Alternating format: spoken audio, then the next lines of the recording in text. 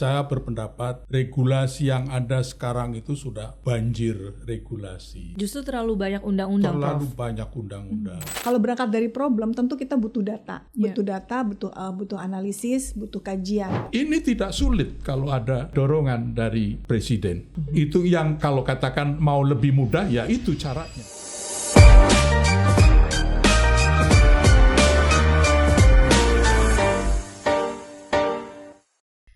Halo Sobat Podcast WhatsApp Kementerian Hukum Republik Indonesia, kita berjumpa lagi. Dan kali ini Sobat Kementerian Hukum Podcast WhatsApp kita akan membahas soal lahirnya sebuah undang-undang ini tidak akan bisa lepas dari kehidupan kita. Contohnya, mulai dari usulan aturan yang terasa kurang tepat sasaran atau terlalu masuk ke dalam ranah personal. Misalnya seperti usulan mengatur larangan second account. Siapa di sini yang punya second account? Nah, selain itu juga ada regulasi besar yang dampaknya nyata, tapi belum kunjung dibahas. Seperti misalnya RUU Perampasan Aset.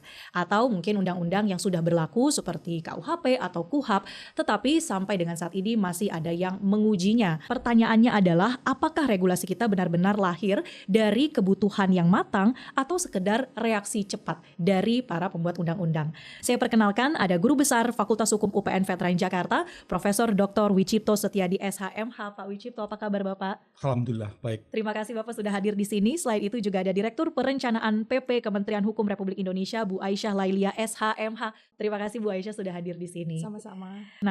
Kalau kita lihat dari luar, regulasi itu seringkali mungkin dari berita atau dari media sosial, tiba-tiba ya dalam tanda kutip tiba-tiba sudah ada, sudah berlaku. Tapi sebetulnya di balik layar apa sih yang terjadi dari lahirnya sebuah peraturan perundang-undangan? Baik, terima kasih Mbak. Jadi peraturan perundang-undangan itu lahir bukan mendadak sontak gitu ya, tapi ada proses di balik itu. Dan saat ini pemerintah mencoba untuk mendisiplinkan diri gitu untuk dalam rangka membentuk itu. Jadi sebelum masuk diundangkan dia harus dikaji dulu. Dikajinya untuk apa? Untuk dia memiliki data yang jadi evidence base itu kita harus utamakan gitu ya. Kemudian juga kita lihat dampaknya karena kita sudah mulai berorientasi pada dampak dan impact begitu. Nah, namun demikian memang pembentukan peraturan perundang-undangan itu berkelindan dengan unsur-unsur politis. Tapi kalau dia mengikuti prosedur yang benar gitu ya dengan mengikuti peraturan perundang-undangan, dia harus dimulai dengan kajian, kemudian dibahas, dilakukan pembahasan dengan stakeholder, dilakukan pembahasan dengan antar kementerian, kemudian diharmonisasi baru diundangkan gitu. Setelah itu nanti dievaluasi lagi gitu. Baik, jadi memang prosesnya tidak tiba-tiba ya Bu, ada banyak Harusnya sekali begitu. analisa yang harus dipenuhi begitu ya. Salah satunya tadi Regulatory Impact Assessment atau RIA. Iya. Sekarang kalau Prof Wicipto, Prof, tapi idealnya dari sebegitu runutnya proses pembuatan sebuah peraturan, idealnya apa sih yang tidak boleh tidak ada? Itu harus ada dalam pertimbangan untuk setiap melahirkan sebuah peraturan. Itu yang ideal. Ideal memang harusnya begitu, tapi dalam praktek tidak selalu begitu.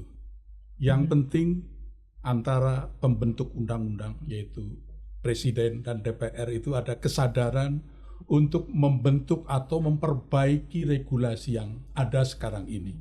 Saya berpendapat regulasi yang ada sekarang itu sudah banjir regulasi. Justru terlalu banyak undang-undang, Terlalu Prof. banyak undang-undang. Ya, kemudian karena juga tidak disalahkan, jangan salahkan. Kita semua yang di sini mungkin ada masalah pasti harus ada rancangan undang-undang. Sebetulnya tidak, gitu ya. Tidak ada hal-hal yang tidak selalu diselesaikan dengan undang-undang. Tapi kita sudah terlanjur semuanya berpikir perlu ada rancangan undang-undang A, rancangan undang-undang B dan C dan seterusnya.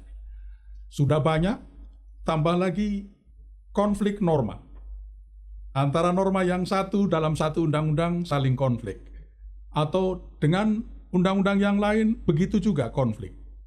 Tambah lagi tidak harmonis dan sering lebih mengedepankan ego sektoral masing-masing. Ini yang menurut saya harusnya disadari oleh pembentuk undang-undang. Kita buang ego sektoral, kita buang konflik norma gitu ya, untuk lebih meningkatkan kualitas regulasi kita. Saya sepakat bahwa tahapan-tahapan yang dilakukan itu dalam rangka memperbaiki kualitas regulasi. Tanpa ada kesadaran untuk memperbaiki regulasi, maka tadi yang disampaikan oleh Mbak Aisyah itu akan sulit dijalankan. Betul bahwa para perancang itu seharusnya tidak harus berpikir hanya memikirkan menyusun norma, membentuk norma. Tapi bahwa di dalam norma itu ada kebijakan negara yang harus kita jalankan sama-sama. Disitulah gitu ya. Tidak hanya menyusun pasal-pasal, ayat-ayat, sudah selesai, sudah gitu loh. Padahal nanti kalau sudah selesai diundangkan, masih ada lagi tahapan tadi, judicial review, ya. Kemudian juga ada evaluasi lagi gitu ya. Seharusnya ini menjadi suatu tata kelola yang harusnya disadari dan diikuti oleh pembentuk undang-undang itu. Jadi yang harus dituntut itu sadar bahwa kita akan memperbaiki regulasi itu gitu.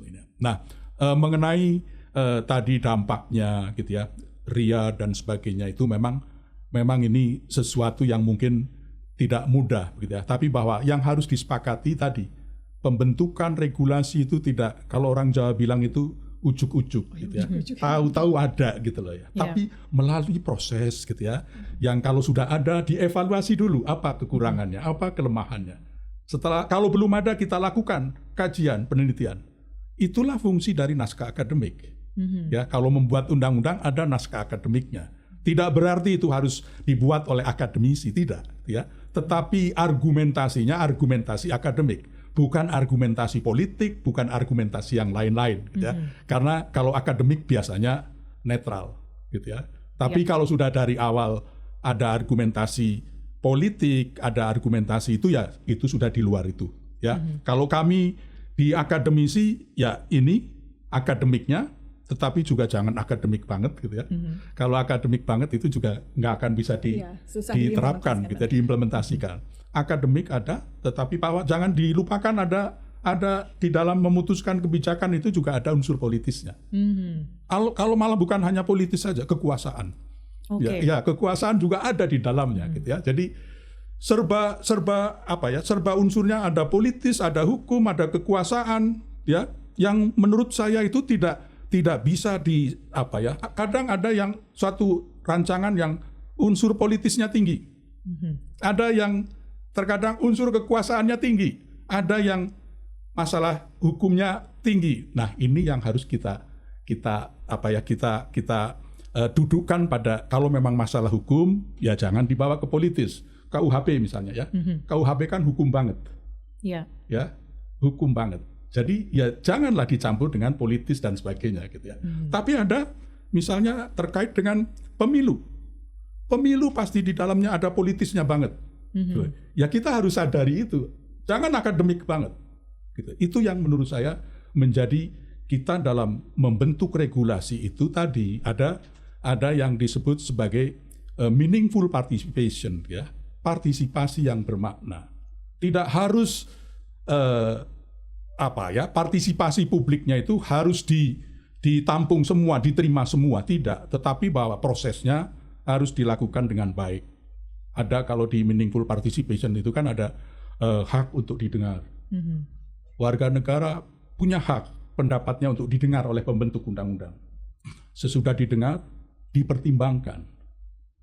Dipertimbangkan itu bisa diterima, bisa juga tidak. Ya. Yang sering tidak dilakukan itu kalau tidak diterima tidak ada penjelasan. Itu yang membuat selalu ada perdebatan. Selalu ada perdebatan. Kalau diterima pasti publik oke. Tapi kalau tidak diterima harusnya pembentuk undang-undang menjelaskan pendapat Anda, Bapak dan Ibu tidak diterima dengan alasan bla bla bla bla. Pasti mereka akan lebih bermakna ketimbang kalau Anda nggak setuju, judicial review aja. Tidak seperti itu gitu loh. Tapi bahwa dalam rangka kualitas regulasi kita, partisipasi itu ya lebih ditingkatkan daripada yang sekarang, gitu loh ininya.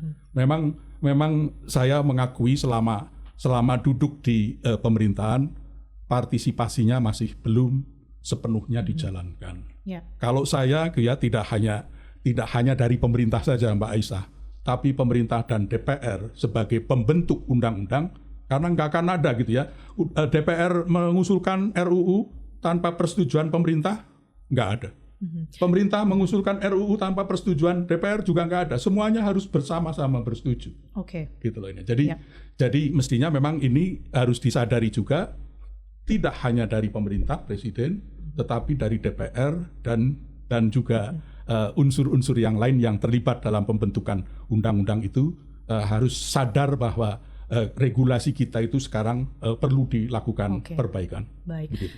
Ada banyak sekali sebenarnya poin yang saya catat dari bagaimana Prof. Wicipto menggambarkan sebetulnya realitanya seperti apa dibandingkan dengan proses ideal yang tadi Bu Aisyah sampaikan. Tapi kalau kita mungkin menarik salah satu contoh ya, atau beberapa contoh dari RUU atau usulan-usulan yang sudah ada di tengah-tengah publik. Misalnya usulan untuk RUU penyiaran, di mana second account atau akun kedua itu rencananya atau diusulkan itu tidak boleh, akan diatur begitu ya. Alasannya supaya mengurangi kekhawatiran itu akan dipakai menjadi akun buzzer atau lain sebagainya.